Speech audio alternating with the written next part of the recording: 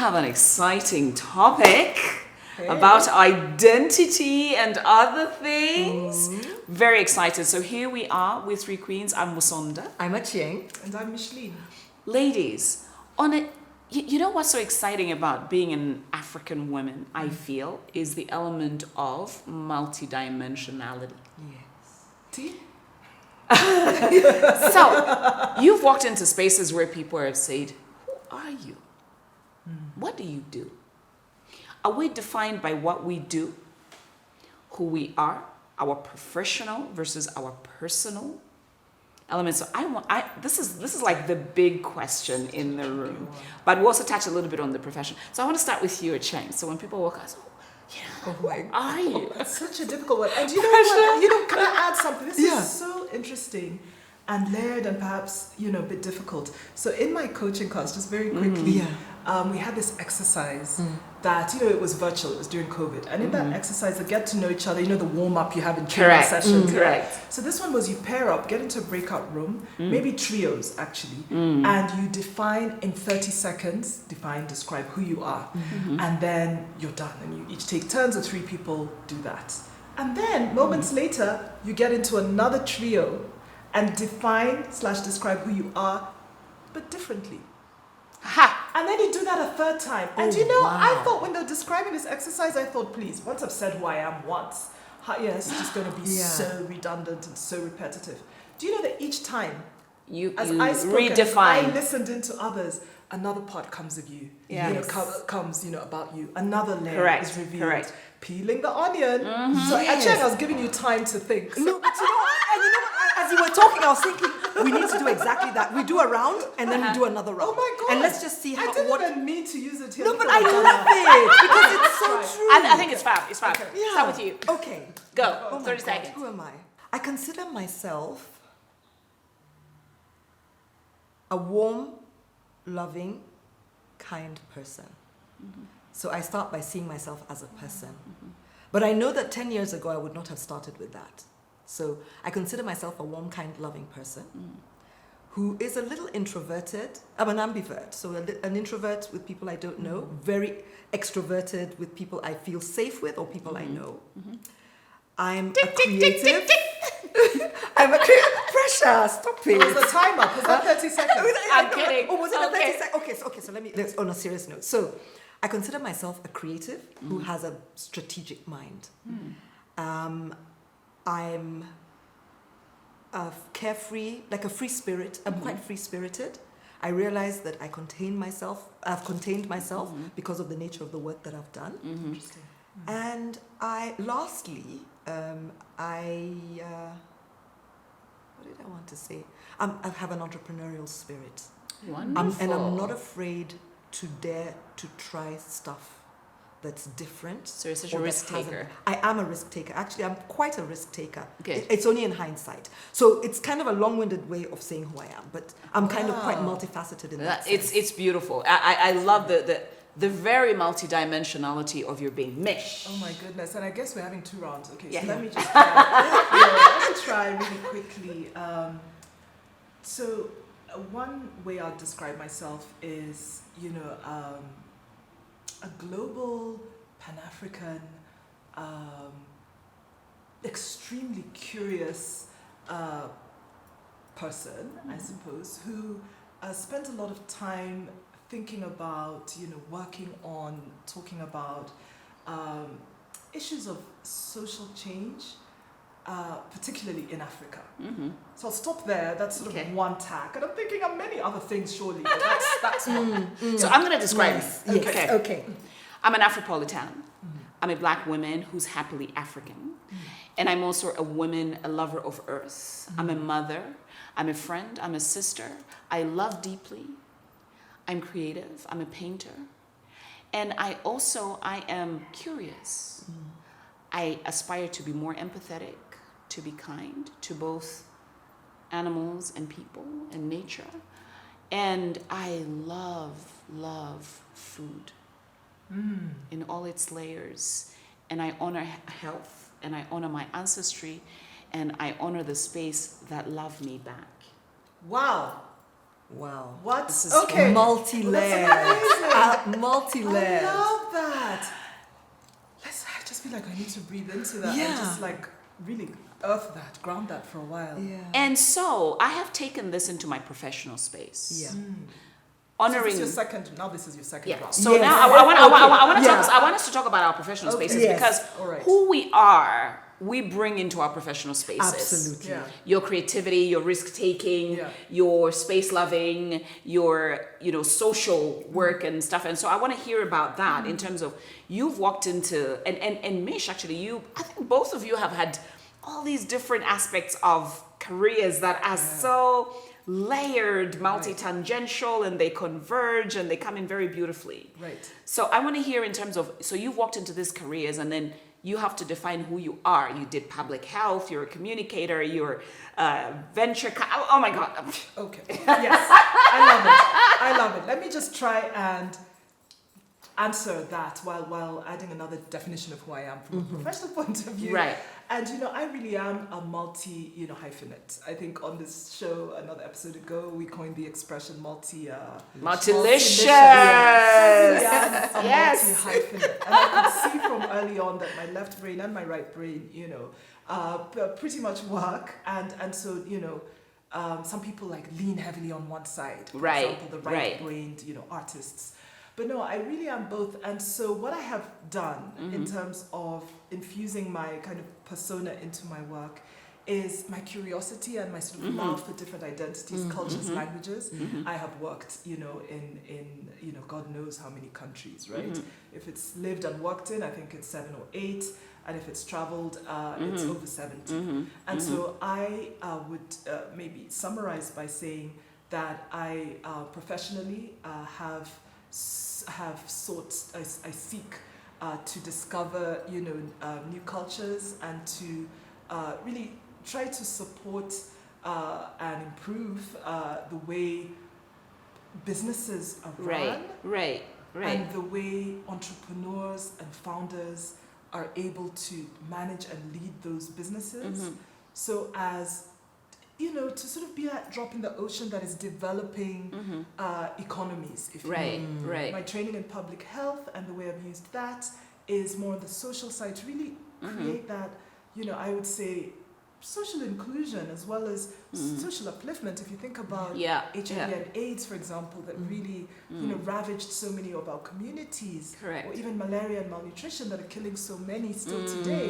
Being able to tackle health issues, not in a technical way. Not, find that cure, give that medicine, but really what's happening. Right, bringing the narrative to really to the fore, sharing that story with the world. Absolutely, and finding those multifaceted solutions. Correct. Whether it's a community, whether it's just the economics of it. I don't have $2 to buy malaria pills for my family. Or whether it's the governance of it, how power governments, how the United Nations, how is all of this sort of architecture, helping to support You have been policies. so lucky.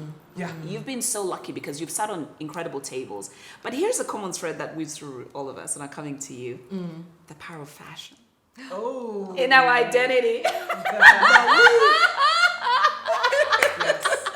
I want to touch on that. You've showed up in spaces being, a corporate boss lady. Boss, real boss. Fashion fancy, and everybody's like, woo, a check. Like, how is that manifested in your identity? In the early years of my career, I worked in a multinational that I had a lot of fun and I grew a lot, but it was quite conservative. Right. And so you'd go into a meeting and everybody's in a black suit, white shirt. The ladies might be in a black suit with a white shirt or just a black suit or a dark grey suit and everything. Yeah. And then I would rock up and I'm in a pinstriped grey suit with an orange top on the, the little, what do they call them, camisole on the inside, and an orange flower. And my nails are done.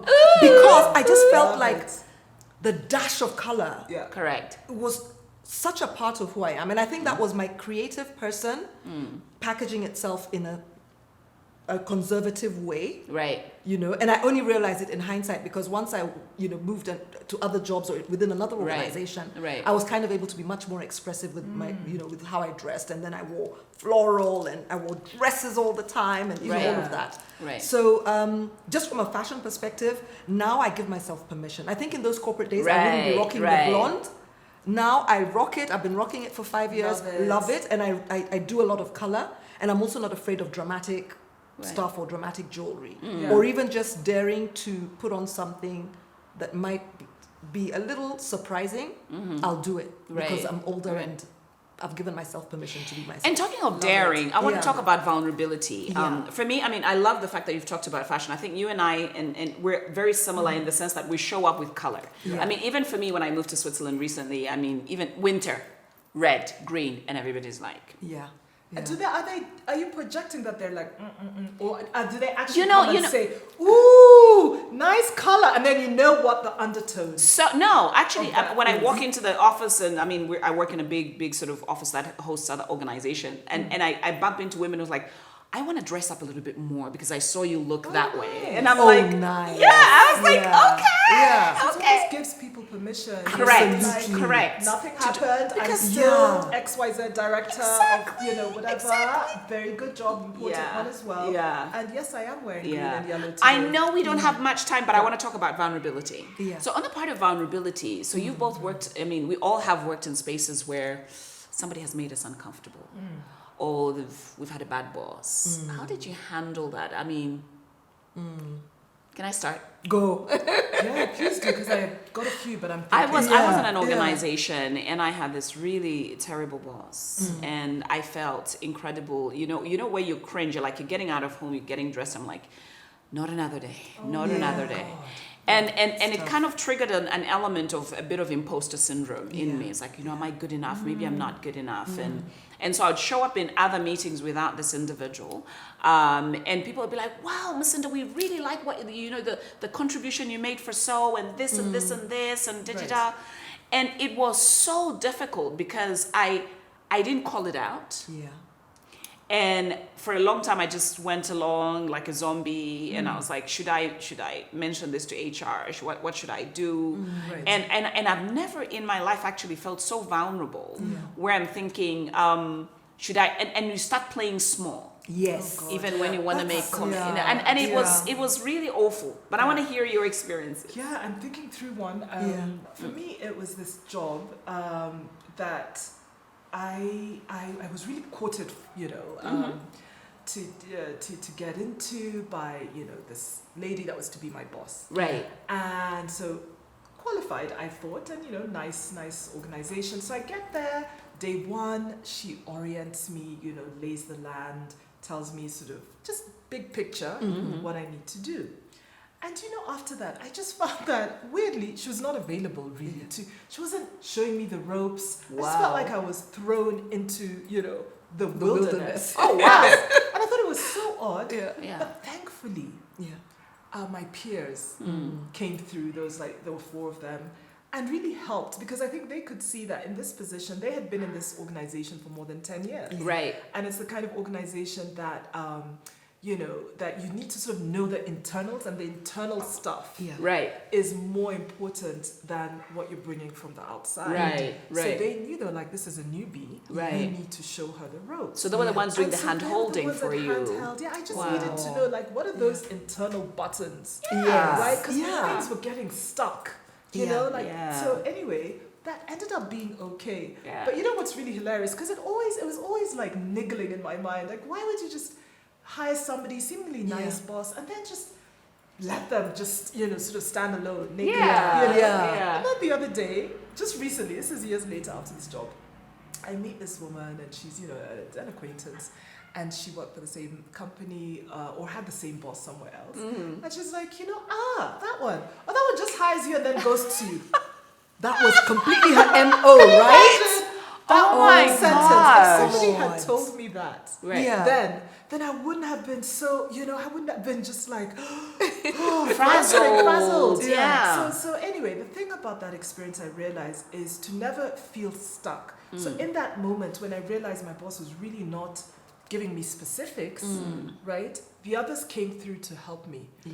But proactively, I would say one needs to look around, look at the company, the organization, the firm, and just see, okay, I'm not getting support from here. Yeah. Where else might I get the support? Right. Absolutely. And arm oneself with, like, you know, the tribe of people that can help you through. Trust Yeah. me, you're never really, I don't think any company Know is that your tribe. bad to leave Know you. Yeah. your tribe. Know your Yeah, right? I love that. What about you? So, first I want to recommend a book, just Okay. based on what you said. Yes. And this book is called The First 90 Days. Yes, Right. I've got it actually. Yeah, I mean, it's Yes. a brilliant book. Yes. And Yeah. it's really useful when you're in a new job or when you've just taken on a new role within the same organization. Right. And one of the principles in that book that I really love is where it talks about how you kind of have to learn who is what and build a group of like an alliance. Correct. Absolutely. Back to what you Yeah. said, a support Yeah. system. Right. You know? But building it is a function of, number one, what you need to get done, but who has influence where Right. in relation to what you need to be able to survive and thrive in that role. Yeah. So that's a really, really good book. I've used it like my second Bible. I mean, over the years, it's really, really a handy book to have. Okay, so my experience. Yes. So years ago, I got this job in a large organization. It was quite a big job, I felt, for the experience that I felt I had at the time. But I Right. had the qualifications and all of this. And one of my colleagues, so the role was a marketing role, and then we had different colleagues in different sort of functional areas. Right. Yeah. And the colleague that was in one of the functional areas had been doing a regional marketing job Yeah. at an even more senior level than the one I was in. Yeah. And now he was my counterpart, my peer for all Right. intents and Right. purposes. Right. But because he knew everything and had been in that organization forever, let me tell you, that guy made me run. Oh. You know these What guys do you who, mean? How they- so? you know, in Swahili we say kukuharakisha. Eh, and Before you have kuharakisha time to to move, breathe and move. understand the business, the Really brand, diving the next. people. Aw. I mean, he was just in my face Yes. constantly. No learning moments. No learning time. He was like, where are we with this and where are we with that? And he was acting completely like my boss. And initially, I didn't even, I kind of just went with it, Yes. kind of tried to figure out. He was so in my face all the time. Right. But guess what happened? I hate to fail. Now I give myself permission to fail because if you don't fail, you learn. Yeah. Correct. But because then I was younger and hated to fail, I got in the saddle really fast. Yes. And it reached a point where by the time he's asking, where are we? Oh, I've already done this and spoken to the stakeholders in country and we've aligned on this. Yeah. So we'll be implementing. Please speak to your counterpart because X. Yeah. Wow. You know? Yeah. So yes. And when I looked back, we worked together for 2 years before he was moved. He ruffled a lot of feathers. Eventually, he was moved to another region. But when I looked back, he was my greatest teacher. Absolutely. He grew Absolutely. me. That's usually He Yeah. put me in hindsight. such Yeah. an uncomfortable place. Yeah. But honestly, I wouldn't have made it without this guy. Right. I right. don't think I would I have. love the learning what you've said about him being your greatest teacher. And I think Yeah. this is also where we need to look at some experiences that we think are awful Yeah. actually are the greatest teaching on how we Exactly. pivot, Absolutely. how we change. I want to end on a fun moment, ladies, but I also want to end on a wisdom moment because people are listening and a lot of women and young women are listening, young men and women. What would be your one piece of wisdom in terms of identifying who you are? In this definition of who you are, what would be your one piece of wisdom? Can I go? Because I saw something that I'm still working on Yeah. answering. Okay, go for it. And I saw something, and this was it. Sorry for the drama, but it was so deep. It's who are you uninterrupted? Oh, I love it. And I- I have been sitting with this question. It was one of those things that just comes across IG. Who are you uninterrupted? That is Right. profound. Right? Without whoever that would have told you you can or you can't. Without just these les frontières, what are they? The barriers. barriers It's that right. we put, We- you know, without all of those blockages of the mind, without I used to call them the gremlins, all those Yes, ugly the little doo-doos. things telling you The what ones you inside your can't head. do. Yeah. Who are you uninterrupted? Interrupted. I think if we can answer that, I said I'm still working on mine, that really goes far as to helping one identify who one is. Yeah. First of all, I love that completely. It's almost given me goosebumps. So Yeah. profound.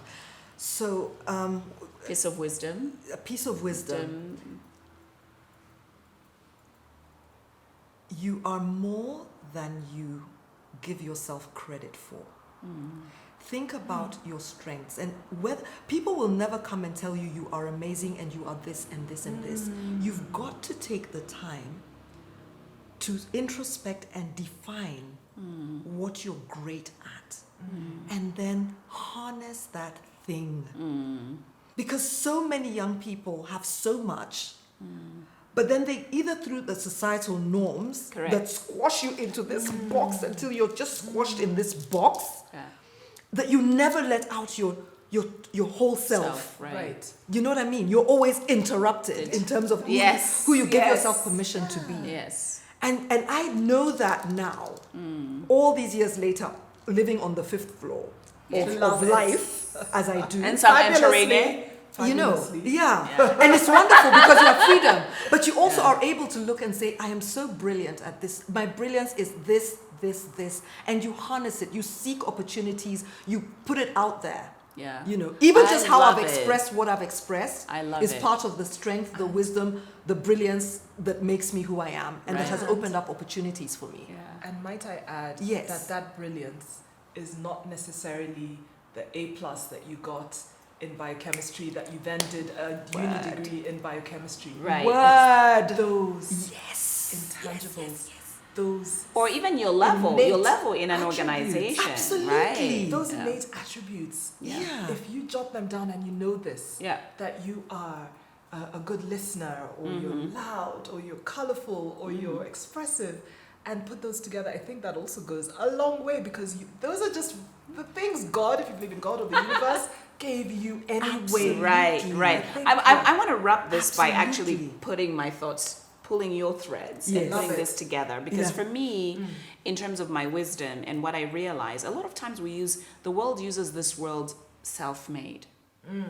Self-made, yeah. And we're not self-made. I am not self-made. And this is where the spirit of Ubuntu comes in. I am because we are. The power of the collective. Remember who you are. And back to your point about who are you uninterrupted. Who are you, and what do people say of you when you're not in the room? Also matters.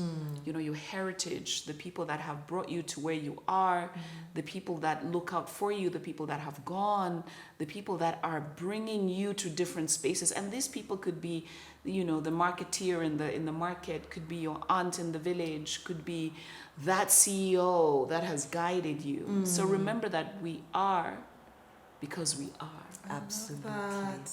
We don't have much time. We could go on. We baby. totally Oh my goodness. I love that. That really was amazing. All right, we could go on, but that's all we have time for. And don't forget to Subscribe.